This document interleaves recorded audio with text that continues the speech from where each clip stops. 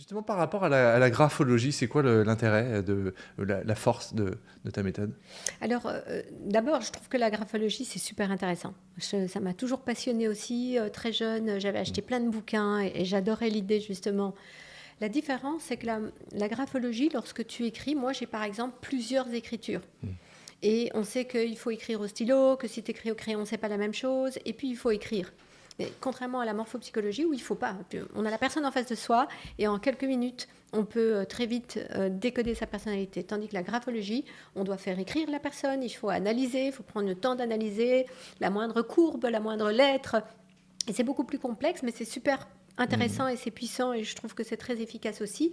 Mais je pense personnellement que la morphopsychologie est beaucoup, beaucoup plus fine dans la mesure où on va aller au-delà juste du caractère de la personne. On va aussi comprendre les besoins de la personne, on va aussi aller sur l'état psychologique de la personne qui va être beaucoup plus fine et peut-être plus impactant. Et effectivement, ce que tu disais, c'est qu'en fait, l'écriture, on peut un peu la maîtriser, la contrôler, la tricher Complètement. presque avec une Mais écriture. complètement. Comme pour les tests de personnalité. Moi, ça m'arrive de faire des tests de personnalité sur Internet. Donc, je suis là, je réponds au questionnaire et quand je vois le résultat, mais j'ai pu répondre complètement à côté de la plaque parce que je peux croire à certains moments qu'il m'arrive d'être douce et gentille. Je le suis, bien sûr, mais pas tout le temps. Et donc, c'est intéressant de comprendre que lorsque on sait qu'on va être évalué, le regard de l'observateur va modifier notre manière d'être aussi. C'est-à-dire que mon visage, je ne peux pas le modifier et je ne peux pas bouger la grandeur de mes yeux en 2 secondes parce que je sais qu'on va peut-être me scanner. Quoi. Tandis que mon écriture va être modifiée si quelqu'un est à côté de moi. D'ailleurs, moi, je ne sais pas écrire sans faire de faute d'orthographe si quelqu'un me regarde. Si on ne me regarde pas, j'ai plus de chances d'être attentif et de ne pas faire de... Donc, le jugement de l'autre peut nous perturber. Et comme je disais tout à l'heure, c'est vraiment cette notion de... on peut avoir peur d'être, on va dire, désaimé. On peut ne plus nous aimer si on n'est pas parfaitement ce que l'autre veut de nous. Et donc, on va essayer de se caler à l'environnement. On a cette intelligence émotionnelle. Et dans l'intelligence émotionnelle, qui est d'ailleurs l'intelligence qui permet de réussir, c'est l'intelligence d'adaptabilité. Le fait de s'adapter aux situations. Plus on s'adapte, plus on est intelligent. Mais du coup, on va un peu s'adapter à ce genre de choses aussi. Et du coup, toi, ça fait que tu scannes en permanence, c'est ça? Dès que tu croises quelqu'un, c'est devenu un réflexe pour toi? C'est tout à fait naturel. C'est-à-dire que je ne peux pas, je peux pas désapprendre. C'est pas que je vais d'office observer, je vais remarquer, je suis à la poste et la nana est désagréable, je vais tout de suite comprendre pourquoi elle est désagréable. Contrairement à avant où j'avais tendance à m'énerver, trouver que c'était un manque de respect, qu'elle aurait pu me dire bonjour. Et quand je vois qu'elle est complètement concentrée, qu'elle a une petite bouche, un petit nez, des petits yeux et tout ça bien rapproché dans un grand cadre, c'est une concentrée. Les concentrés ne sont pas dans le lien. Les concentrés sont dans le focus détail et le focus résultat. Et donc, du coup, je ne le prends plus personnellement. Je dis, OK. Et alors, par exemple, prenons un exemple. Si tu veux donner des exemples de choses qui sont... je suis prêt à me... C'est vrai? Ah, c'est très chouette ça. Voilà. Écoute, c'est courageux en tout Ouais, cas. ouais, Non, je ouais. plaisante.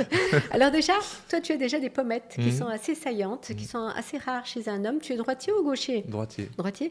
Et plus justement, plus dilaté dans le présent. Donc tu fonctionnes par le cœur, tu fonctionnes par la connexion avec les autres. Ce qui t'anime, c'est l'humain, c'est les autres et ce que tu peux apporter aux autres. Tu as énormément de vibrations au niveau du nez. Cette vibration au niveau du nez va parler de ton empathie, ta capacité à sentir et à ressentir ce que les autres vivent. Ton nez est assez arrondi. D'abord, il est puissant, il prend sa place. Donc, tu as appris à prendre ta place, à avoir confiance en toi, à être là. Et le fait que ce soit arrondi va donner comme information que tu es en plus quelqu'un qui rentre en contact avec les autres avec beaucoup de douceur. Mais après, on a les petits yeux capable de voir le détail dans toute chose, avec énormément de finesse. Tu as besoin d'être entouré de beaux paysages, de beaux intérieurs, on en parlait tout à l'heure, mais cette capacité à voir les choses dans le détail qui va faire de toi un expert dans l'observation. Les sourcils sont très bas. Et les sourcils bas et assez arrondis. Déjà, ça veut dire de toi que tu n'aimes pas le conflit. Tu vas plutôt essayer d'éviter le conflit. Tu vas essayer d'être arrangeant, trouver des solutions plutôt que d'être dans « c'est moi qui ai raison ». Et ils sont assez bas, donc c'est ce côté concret. observateur, analytique. Alors c'est assez amusant de nouveau, mais on a toutes ces petites pattes qui arrivent ici avec les yeux qui descendent un petit peu, ça c'est de nouveau l'empathie. Tu as une capacité d'écoute tout à fait naturelle. C'est évident pour toi, les gens viendraient, d'ailleurs ce qu'on fait là, mais les gens viendraient de toute façon, même si tu étais à la terrasse d'un restaurant, te raconter leur histoire parce que tu as cette capacité d'écoute. Grande bouche, une capacité à utiliser les mots avec beaucoup de finesse aussi parce que la bouche est très bien dessinée, donc c'est ce côté, la qualité des mots. Beaucoup de mots, beaucoup, il y a la quantité, il y a les besoins de la vie aussi, il y a de la générosité, mais il y a aussi la gourmandise. Donc il ne faut pas laisser traîner le pot de chocolat sur la table, ça c'est sûr que... Et donc la grande bouche, c'est vraiment le besoin de communiquer. On ne peut pas te brider là-dedans, on ne peut pas te dire, écoute, t'es là, mais tais-toi, s'il te plaît, parce que ça n'ira pas du tout. Alors, j'ai juste une petite chose. Je peux te demander juste de tourner un petit peu la tête, parce que j'aimerais voir ton profil, voilà, d'un côté, de l'autre côté aussi. Et ça, c'est très intéressant. Tu as un profil plutôt en rétracté latéral. Et c'est un peu le profil TGV. C'est un peu comme la voiture de course. Il faut que ça bouge. Ça ne peut pas être lent. Après, tu as beaucoup de rondeur dans le reste du visage et de douceur qui va amener à freiner un petit peu cet élan.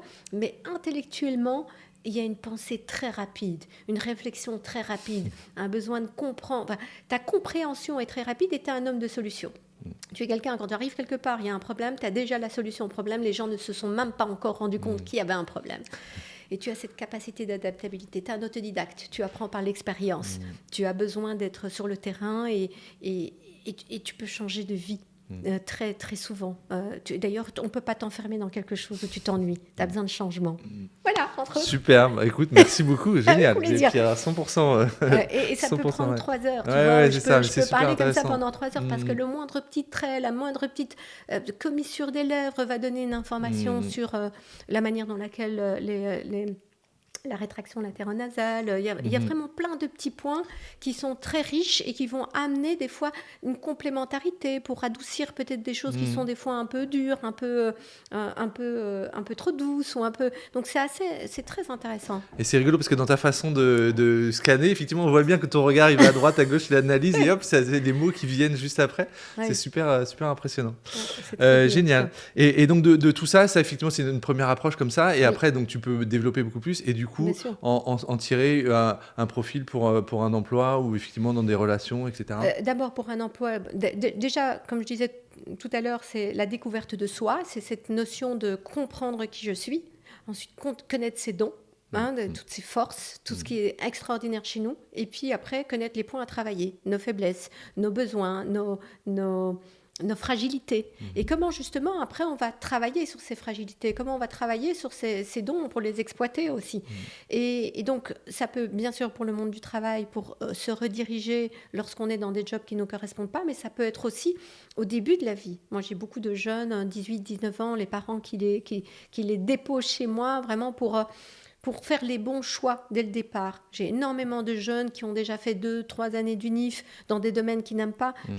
J'ai un de mes clients qui est médecin, chirurgien qui vient me voir en me disant « mais en fait, j'ai plus envie de faire ce que je fais. » Et en fait, dès le départ, il avait envie d'être dans une autre vie. Et le fait d'être peut-être juste sur la direction dès le départ évite de perdre du temps plus tard. Ça veut dire que si on veut se former avec toi, c'est possible d'être en ligne ou c'est uniquement en présentiel parce que justement il faut des visages? Non, pas du tout, c'est en ligne. Donc à partir du mois de septembre, on a d'ailleurs une nouvelle session qui démarre et donc en ligne, bien sûr, on va travailler sur Zoom on va avoir tous les visages les uns à côté des autres et on va vraiment rentrer dans l'observation de chacun. Et c'est tout à fait possible de le faire en ligne. Je l'ai fait pendant le Covid, donc on peut bien sûr le faire. C'est très riche. Tu proposes des webinaires aussi régulièrement? Oui, donc je propose des webinaires, ce qui nous permet aussi de découvrir la morphopsychologie pour être sûr que c'est quelque chose qui nous parle vraiment et quelque chose qui nous touche et voir justement jusqu'où on peut aller avec cette discipline et cette manière de décoder l'humain. Est-ce que c'est quelque chose d'infini? Parce que j'imagine il y a un côté infini dans les possibilités, dans les mix, etc. C'est ça qui rend le jeu presque très excitant. Mais en fait, c'est comme si on avait, allez, des ingrédients et qu'on a des tas d'ingrédients. On a des petites tomates découpées, on a des petits concombres, on a du sel, du poivre, on a plein d'épices. Et tout ça peut être mélangé différemment. Mais les ingrédients restent les mêmes. C'est-à-dire que lorsque j'observe les yeux et qu'on a en face de soi des petits yeux ou des grands yeux, eh bien, on sait que ça détermine un profil. Mais le fait de les placer dans un visage qui est plutôt dilaté ou rétracté, ou dans un profil qui est plutôt en rétraction latérale ou en rétraction frontale, eh bien, on va comprendre finalement la systémie du visage. Mais au départ, les ingrédients sont simples. Moi, j'ai vraiment envie de vulgariser. J'ai envie que les gens comprennent que c'est pas si compliqué que ça. Et moi, j'ai toujours eu un problème avec ce système où on dit on va aller s'entourer d'érudits. Il faut que vous ayez un diplôme. Il faut prouver qu'on est à la hauteur de la discipline. Mais c'est accessible à n'importe qui et tout de suite. On n'a pas besoin d'aller faire 3 années d'UNIF et 4 années de psychiatrie pour arriver à décoder un être humain. Au contraire, tous les ingrédients sont là et après on apprend à les utiliser et à ne rien oublier pour ne pas se tromper. Parce que si je vois une personne dilatée et je lui dis oui, tu es complètement ouvert aux gens et en fait... tu sais pas rester seul, on se trompe complètement si justement, comme je disais tout à l'heure, on a des petits récepteurs qui viennent contrebalancer ce trait-là et qui amènent une richesse incroyable. Et on ne peut pas passer à côté de ça. Donc il faut être complet, mais c'est simple. Pour moi, c'est d'une simplicité parce que j'ai appris pas après pas, et c'est vraiment ça que j'ai envie d'apporter, c'est cet accompagnement en douceur, bienveillance, pas après pas. On analyse, on observe, on utilise, on s'entraîne. Il y a vraiment des temps d'intégration où j'invite les gens à observer autour d'eux, à m'envoyer des photos des personnes qu'ils ont rencontrées. Des fois, je reçois des fronts comme ça. Qu'est-ce que ça veut dire? Mon fils m'appelle d'Écosse et me dit « Maman, j'ai croisé une fille qui a un nez incroyable, il était comme ça, qu'est-ce que ça veut dire ?» Donc ça veut dire qu'il a 20 ans et il est en train d'observer par rapport à ce qu'il a entendu dans l'environnement, parce que on parle beaucoup bien sûr, mais c'est assez intéressant de comprendre que c'est simple, mais c'est un process. Voilà. Et une fois qu'on a compris tous les ingrédients et qu'on a compris la recette, c'est facile. C'est ça, c'est-à-dire que c'est simple dans le sens où il suffit de procéder dans l'ordre, c'est ça, pour pouvoir se retrouver et lire et décoder. Tout à fait. Donc, comme je dis toujours, ce n'est pas que de la théorie. La théorie, on les trouve dans les bouquins et franchement, on peut tous les lire et on reste avec un petit goût de trop peu, quoi. Ce qui est intéressant, c'est d'être dans l'observation. C'est ce que moi, je veux apporter, c'est apprendre à lire. C'est pas la découverte de la morpho, c'est apprendre à lire un visage et à comprendre l'humain. Et qu'est-ce que j'en fais après, quoi. Et ça veut dire qu'on peut aussi t'envoyer des photos si on veut, sans forcément se former, on peut avoir un retour. Alors, j'ai des personnes qui viennent me voir, et ça je fais depuis plusieurs années, qui viennent me voir avec justement des profils, que ce soit des profils dans le recrutement. J'ai des grosses sociétés qui font appel à moi avant d'engager un CEO. Ils ont 3 candidats au final et ils m'envoient finalement les 3 profils et ils me demandent de faire un décodage complet. Et ça, je fais. Donc, un décodage complet. La personne n'a pas envie de se former, mais elle a juste envie de comprendre, à se connaître. Et donc, je les invite à m'envoyer des photos où je les rencontre en présentiel. Là, j'ai d'ailleurs un rendez-vous avec un nouveau client qui est à Londres. Une boîte, en fait, c'est 3 associés. Ils font appel à moi pour vérifier si, finalement, la dynamique du groupe va être correcte pour leur association. Et donc, c'est super intéressant parce que j'ai 3 profils très différents et je comprends la complémentarité, mais je comprends les besoins de chacun. Et le fait de prévenir les associés en disant, voilà, mais lui, hors de question de lui dire à quelle heure il doit venir et à quelle heure il doit repartir parce qu'il a besoin de liberté. Sa valeur de liberté est plus importante que sa valeur d'argent. Et donc, c'est très important. Et donc ça, c'est très intéressant, c'est justement de comprendre aussi comment les gens peuvent vivre les uns avec les autres. Et pour répondre à ta question, oui, je fais des décodages de personnalité très complètes à la demande. Pareil. J'ai une dernière question sur... Attends, je prends une petite gorgée. Je t'en prie. Quelle est la part de l'instinct du coup? Quelle place tu lui donnes à l'instinct? Je pense qu'on a un instinct déjà au départ, hein, qui est un instinct comme un petit animal ou un enfant. J'aime bien l'histoire de l'enfant de 2 ans et demi qui rentre dans une salle d'attente et puis tu as le vieux monsieur tout sec comme ça et qui est là à tenir son sac et on sait qu'il ne faut pas s'en approcher. Et puis la maman très ronde et qui fait un grand sourire à l'enfant et l'enfant sait qu'il peut aller la déranger. Elle va d'ailleurs lui donner un bonbon. Et ça, c'est instinctivement, quand on arrive au monde, on sait ce qui est bon, ce qui n'est pas bon pour nous, on sait s'il y a du danger ou pas.